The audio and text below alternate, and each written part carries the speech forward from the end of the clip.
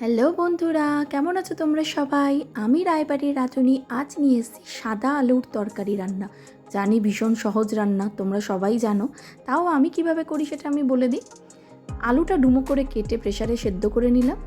এইবারে সর্ষের তেল দিলাম কড়ায়, 5 ফোড়ন আর 2টো শুকনো লঙ্কা আধখানা করে ফোড়নে দিয়ে দিলাম। যখন মশলাটা ভাজা হয়ে যাবে, মোটামুটি রঙটা পাল্টে যাবে, তখন ওই সেদ্ধ করা সাদা আলুর তরকারি জল সমেত ওর ওপর দিয়ে দিলাম। জলটা কিন্তু ছাঁকবো না।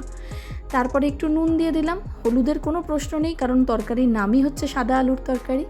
ব্যাস নাড়িয়ে নিলাম। এরপরে কটা কাঁচা লঙ্কা চিড়ে ওখানে দিয়ে দিলাম। শেষের দিকে কাঁচা লঙ্কা দিলে কিন্তু একটা আলাদা টেস্ট হয়, যতই তুমি শুকনো লঙ্কা ফোড়ন দাও না কেন। তারপরে যখন দেখবো বেশ তরকারিটা হয়ে গেছে, তখন লাস্টে নামানোর আগে সর্ষের তেল, কাঁচা সর্ষের তেল ওর ওপর ঢেলে নিলাম। ব্যাস সাদা আলুর টেস্টি টেস্টি তরকারি রেডি। আর বড়মশাইকে দিয়ে দিয়েছি পরোটার সাথে। ভালো লাগলে সাবস্ক্রাইব করো কিন্তু।